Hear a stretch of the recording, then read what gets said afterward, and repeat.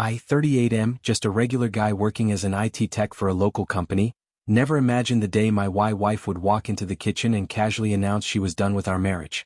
We'd been together for almost 10 years, married for 7. We got along well enough, routine dinners, shared chores, the usual ups and downs. But a few months ago something changed. My wife joined a fancy new gym downtown, embracing a strict diet and personal trainer sessions. At first, I supported her wholeheartedly, proud that she found motivation to improve her health. She lost weight, toned her muscles, started flaunting designer clothes. But with each pound shed, her attitude shifted from cooperative partner to smug critic.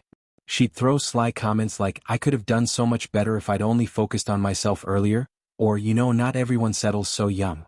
I tried not to read too much into it, but tension built. She'd criticize my appearance, my job, even the way I did laundry. One morning, sipping her green smoothie, she said, "I'm not happy, I think I need to explore other options." I stood there, stunned. She spelled it out, "I'm filing for divorce." I asked why. She shrugged, "I've outgrown this marriage. Look at me now. I have a whole world of opportunities and I'm stuck with you." The entitlement was shocking. She acted like our years together were a mere stepping stone toward a better deal. I felt anger, hurt, and disbelief swirling inside me. But I kept calm. "If that's what you want," I said quietly, "then do what you must." Later that week, I got official notice from her lawyer. She wanted a quick divorce. I consulted a lawyer myself. He explained the basics. In our no-fault state, she could just walk away. But she was asking for a generous settlement, more than her fair share.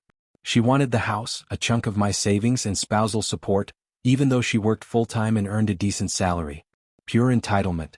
I refused. My lawyer said, "We can negotiate, but brace yourself. She's clearly trying to leverage her new confidence to squeeze you dry." I nodded grimly.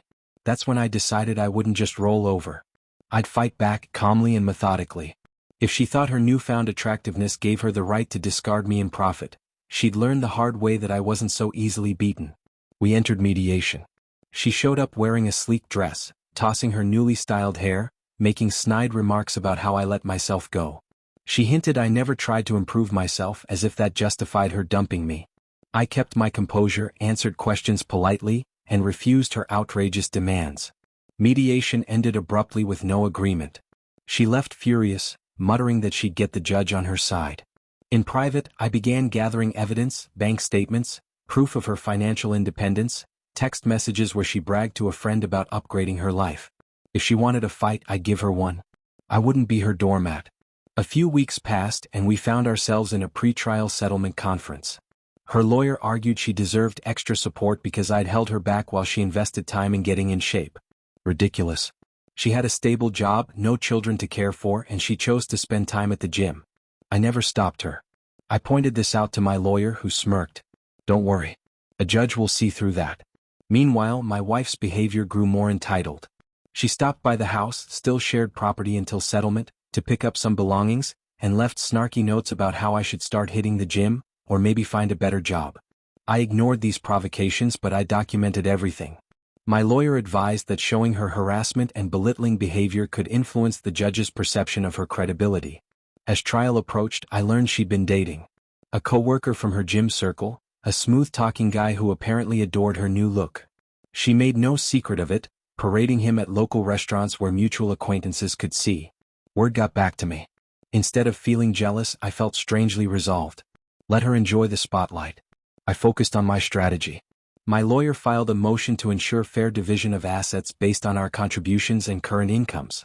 We highlighted that she earned almost the same as me now, and in some months, even more due to her side consulting work.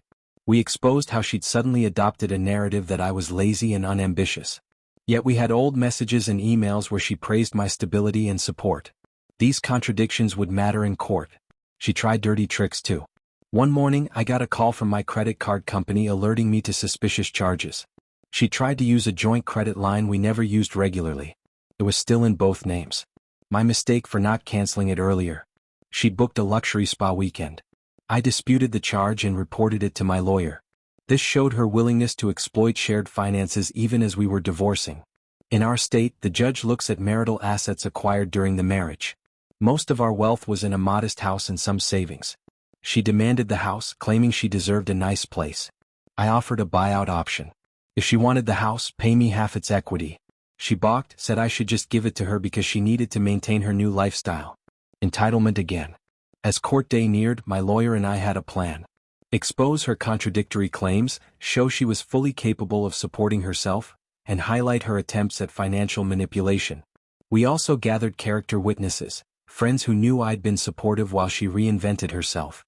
When asked, they confirmed I never hindered her growth. This would counter her claim that I held her back. I felt a cold determination settle in. I once loved her dearly, but the person standing before me now seemed like a stranger. If she thought good looks and a better figure gave her permission to crush me under her heel, she'd discover that the legal system wouldn't indulge her fantasies. Court day arrived. We sat on opposite sides, our lawyers whispering strategies. My wife wore a fitted suit, chin raised, confident she could charm the room. I wore something simple and neat, focusing on facts, not theatrics. The judge entered, we rose, and proceedings began. Her lawyer started with a sob story, how she'd grown as a person, realized her marriage was stifling, and now needed compensation to move forward. He painted me as complacent, unwilling to meet her new standards. My lawyer patiently waited, then began dismantling their argument. He presented financial documents showing her stable income, her lavish spending spree on the joint credit line, and her mocking notes. I watched her face as each piece of evidence fell like a hammer. The judge's eyes narrowed at the credit card stunt. My lawyer then questioned her fitness claims. Did he ever stop you from going to the gym? She admitted no. Did he ever prevent you from advancing your career? Again no. Each answer chipped away at her narrative of victimhood. We introduced text messages from her to her friend. I'm finally hot enough to get a real catch, gonna dump him and upgrade. The friend's reply, careful, he might not go down without a fight. The courtroom fell silent as the judge read these messages. My wife squirmed, realizing the mask of innocence was slipping. Under cross-examination she got defensive. She tried to justify her words. I was venting. I didn't mean it literally. The judge seemed unimpressed. My lawyer emphasized that these messages showed her mindset, treating the divorce as a transaction to move on to a better deal, not as a mutual breakup. When it came to dividing assets, her demands seemed outrageous now. The judge questioned why she needed so much support if she was so independent and successful. She stammered about wanting to maintain a certain quality of life. The judge reminded her that divorce in our state aims for fairness, not luxury at the other spouse's expense. Then came a twist I hadn't expected. The man she'd been dating, he submitted a sworn statement through his lawyer that they discussed marriage down the line. This wasn't required, but my lawyer discovered he had a financial motive. He assumed she'd secure big assets from me, possibly to fund their future together. My lawyer presented this statement, showing that she'd effectively planned to profit from our divorce and move on swiftly. The judge looked visibly irritated with her. She tried to claim this was all a misunderstanding, that she never intended to remarry so soon. But the damage was done. Her credibility was shredded. When the judge delivered the ruling, it was surprisingly firm. The house would be split equitably. No spousal support awarded, given both our similar incomes. She'd owe me reimbursement for the contested credit card charges. The judge admonished her for her entitled attitude, noting that her attempt to paint herself as a victim backfired due to her own messages. Outside the courtroom, she approached me with tears in her eyes. I never thought it would end like this, she whispered. Gone was the arrogance replaced by regret. I made a mistake. I was caught up in my new lifestyle. We can still talk, right? Maybe we don't have to go through with all this. I looked at her calmly. You filed for divorce. You said you could do better. Now the judge made it clear you won't profit from this. I paused, letting my words sink in.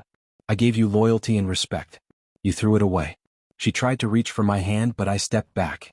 What's done is done. She pleaded, I'll drop the divorce. We can work on things. I shook my head. I'm not interested. You showed me who you are when you thought you were on top. Her face crumpled. She now realized how her entitled gambit failed. No sweet words or apologies would undo the damage. I nodded to my lawyer who stood nearby, signaling that it was time to finalize the paperwork and move on. Over the next few weeks, we completed the formalities. She moved her belongings out of the house, which I decided to sell anyway. I'd get half the equity, enough to start fresh someplace else. The relationship ended with her gaining nothing extra, just the bitter memory of how she overplayed her hand. I didn't celebrate or gloat publicly. I simply moved forward with my life, free from her toxic games. A few mutual friends commented on her regret. She complained to them that she made a rash decision, that she shouldn't have tried to squeeze me dry. But none of that mattered. The court order stood and I had no desire to reconcile. She'd faced the consequences of her arrogance. Word got around that her new boyfriend vanished once he realized she wasn't bringing in a windfall. She ended up alone minus the marital perks she'd once enjoyed. In the end, I learned that not all transformations are positive. She improved her physique but lost her moral compass. She saw me as disposable, a stepping stone. Instead, I stood my ground, refused to be exploited, and came out with my dignity intact. If she thought she'd regret leaving only if the money wasn't good enough, well, she got what she deserved. Actions have consequences. With my share of the equity, I'm looking forward to a quieter place, maybe a smaller home closer to the city. I still do my job, still enjoy simple hobbies. I'm not bitter, just wiser. She wanted to upgrade at my expense and ended up downgrading herself into a pit of regret. Dear listeners, if you enjoyed this story, don't forget to subscribe to our YouTube channel. Stay tuned for the next story. I'll see you soon.